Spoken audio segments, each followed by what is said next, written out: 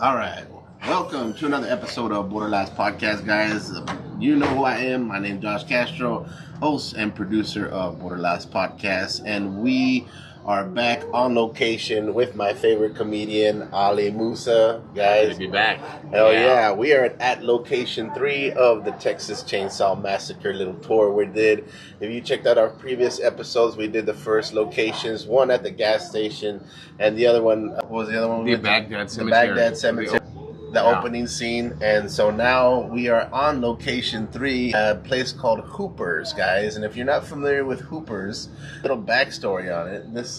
We're at location where the original Texas Chainsaw Massacre movie was filmed in 1973, guys. That old house where they pull that girl from the beginning of the house, front of the house, that house is right over here, guys. So that's part of this attraction. They made it into a restaurant. Yeah, dedicated to Toby Hooper, the director. So they call it Hoopers, and it's a full functioning restaurant. It's pretty busy, and we're enjoying the elements. Enjoying the ambience. Unfortunately, Musa is on a fast. Not to bore you guys too much, I go on these crazy fasts every few months just to reset my body, and I'm on hour 86 of not eating any calories, and it's true. Unfortunately, we were going to come last week, and then I slept in and missed it, and then we're like, let's do it next week, and then I'm like, but I'm fasting, and we would have done it next week, but he's going to be doing 50 comedy shows all over Texas, so we're just like, let's just go today, I'll drink black coffee, and we'll get it done. But yeah, I'm in this insane fasting state right now. It's kind of typical American pit stop of food. Yeah, cheeseburger, double cheeseburger, and then the vegetables were on fire, though. I'm going to guess I did eat vegetables with my burger. Don't judge me. You got to balance it. You can't just have nothing but junk. You got to mix it in.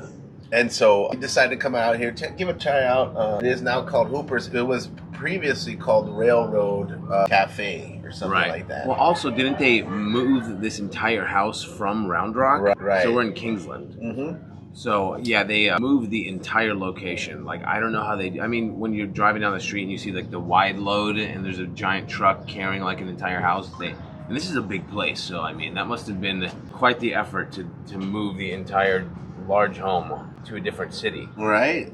I mean, a big old flatbread truck definitely would be moving this big-ass house over here. And it's pretty iconic, too, because if you see in my other videos, I'm going to be posting some of the front portions of the house and then the side views. It's a pretty big freaking house. Dude, it's huge. Right. It made me think, did they add something onto this? Right. I don't think so. I think it is what it is. It looks like it was all one piece, and it was just a big home. You know what it reminds me of? That haunted house in Los Angeles from that lady who kept on putting these different parts of the house. She kept building and building it. What was that?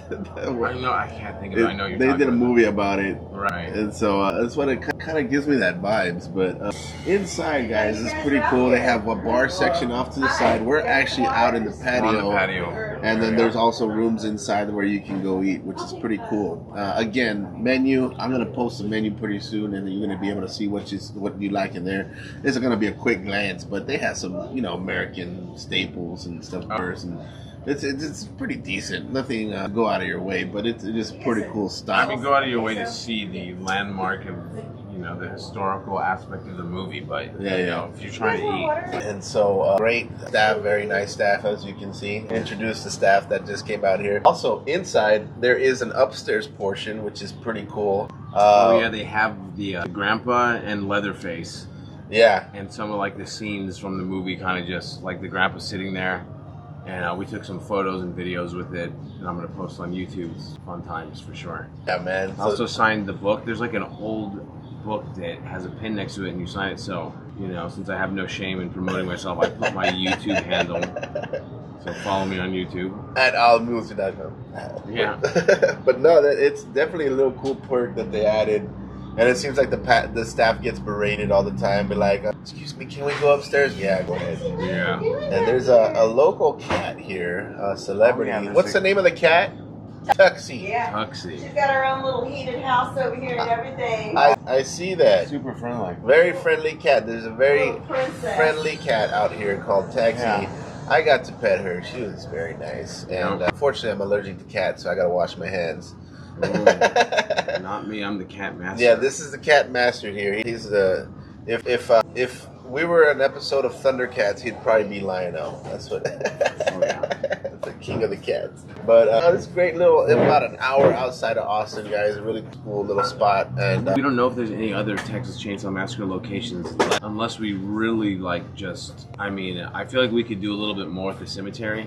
yeah, Because we only saw the main thing in the opening scene, but that's a very famous historical place. Even in the comedy show last night, some dude brought it up because I started doing some horror movie jokes. Yeah. And I started just talking to some chick in the crowd, like, "What's your favorite horror movie?" And this guy's like, "You better say Texas Chainsaw Massacre, or you're not a real Texan," or something. And I was like, "Holy shit!" And then we just started talking about the Baghdad Cemetery and stuff. Badass. So that was cool. trying to start. I've been coming up with a couple of horror jokes.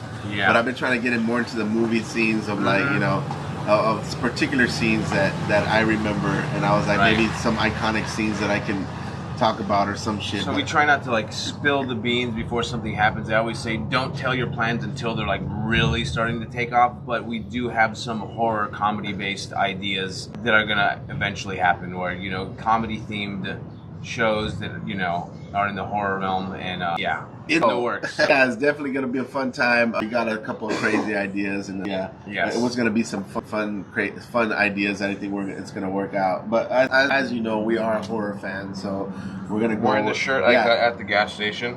There it is. That's the official Beginner's one. guide. You can see all that. It's a very fun shirt. This one I didn't get from the gas station, but it's one of my favorite. Yeah, it's a great one. Evil Dead. Did I wear this last time?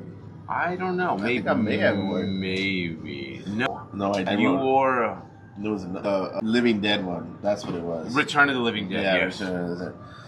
So the right shirts for the occasion. Yeah, that's why. Like I have so many horror movie shirts, and I have horror jokes and stuff. So it's just like it's something that's meant to happen. We're aligning all of the planets together, and definitely have some cool stuff coming out. And one of the things I didn't get to talk about the last episode at the gas station was my visit back to the HorrorCon. And one of the things I did, if you're a movie fan and you're a horror fan like us, I was able to get a copy of a Puppet Master comic book, and I was able to meet the editor-in-chief. I think his name is Gabarin, and he's actually the artist that came up with all of the storyline, and it's a revamp basically to the Puppet Master theory seems, which is pretty interesting in my book, and it's a very graphic novel, obviously very fun to check out if you're ever interested in going in depth. Something that I want to. Was that at the Frightmare? Frightmare Comic Con, like the weekend. Yeah. Basically Dallas, but it was one of those little suburbs. But, what do you think? Like the whole overall, with the original place where this house was, we were gonna go to it in Round Rock, but just noticed that. So what is there now? Just it's nothing. just Field. just Okay. So blank field. people that are real, just like we have to hit every spot. I can see them wanting to go there because that's the original location. Yeah. But if the actual home isn't there, what's the point? I guess. Yeah, and the home is right here, literally. Yeah.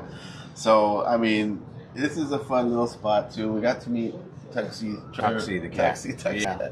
They're greeting out everybody. Very friendly cat out here, and the staff has been very friendly as well, guys. Mm-hmm. So come check it out. What else we got? You got any shows coming up? What do I have coming up?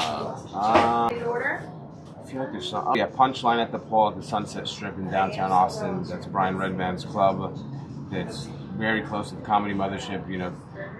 2-minute walk, 1-minute walk. Yeah. And that's August 3rd. It's pole dancing plus stand-up comedy. I've done it like 3 times already. It's a blast. You get tips from the audience. So like if you tell, so obviously I'm not a stripper, I'm not a pole dancer. So if I tell a joke that gets a big laugh, they shower me with ones, and you can make some decent money, and it's a fun time.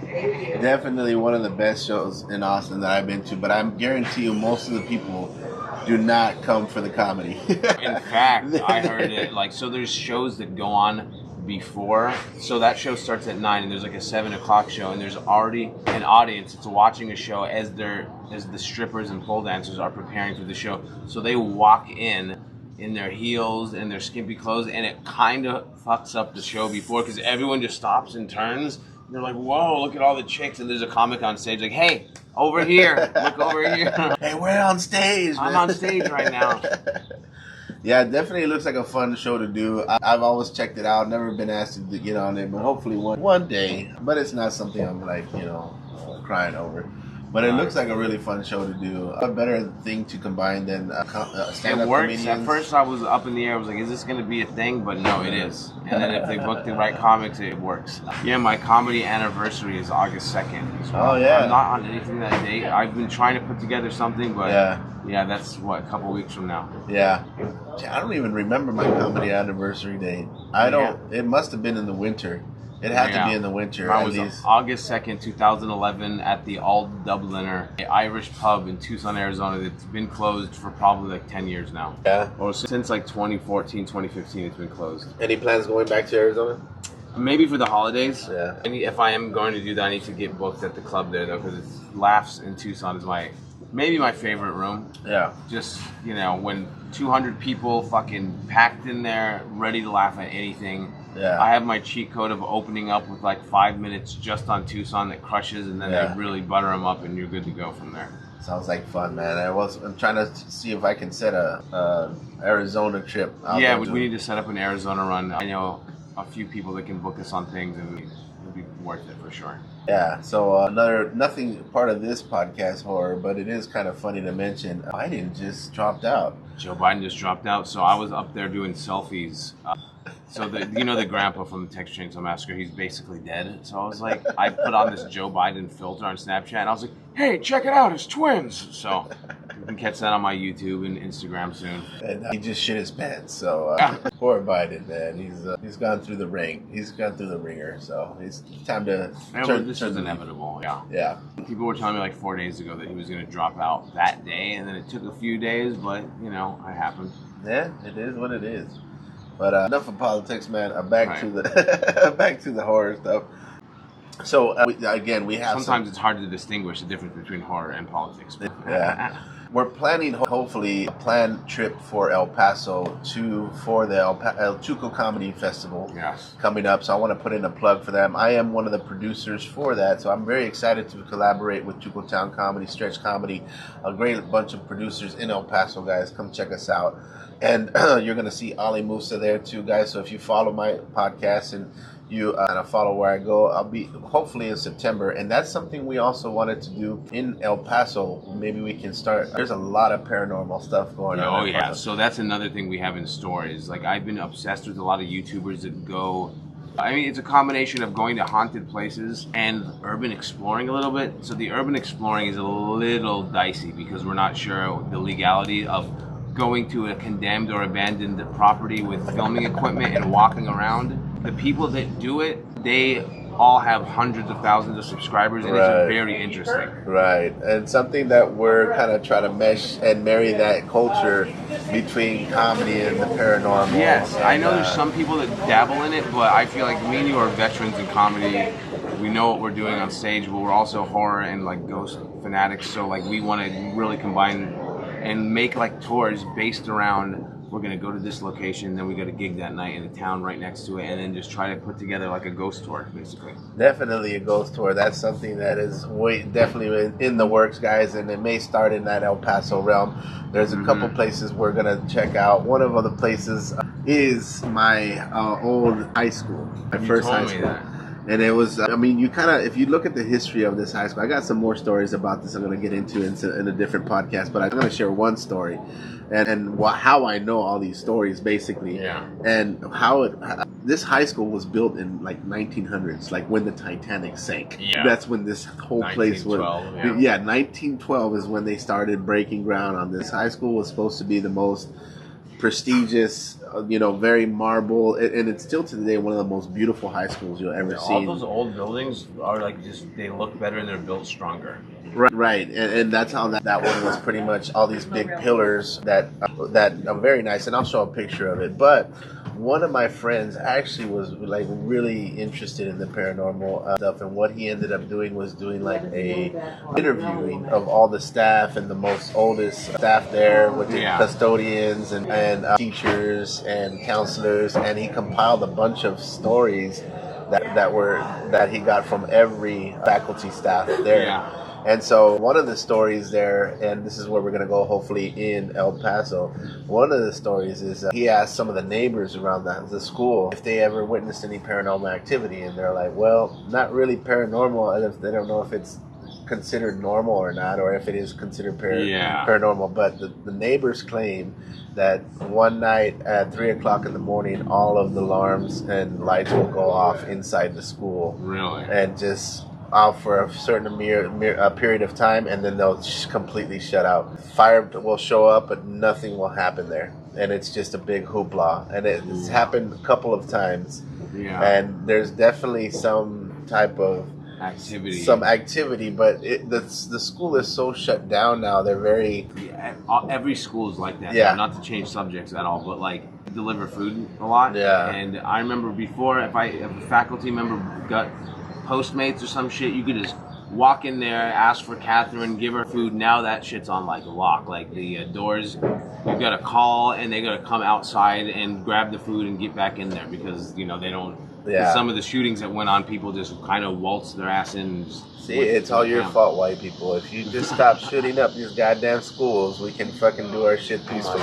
This cat is very friendly. And so that's one of the things we're hopefully to kick off in September. Very looking forward to that. Bunch of very cool ghost stories. I'm going to try to see if I can get some other people on a podcast out there. We can. We want to find supposedly like haunted motels too and stay the night in them. That will coincide with like a gig. Like if we're on the road, so we drive 30 minutes out of the way, we can stay in this motel and live stream and see if anything goes on, and then talk about it.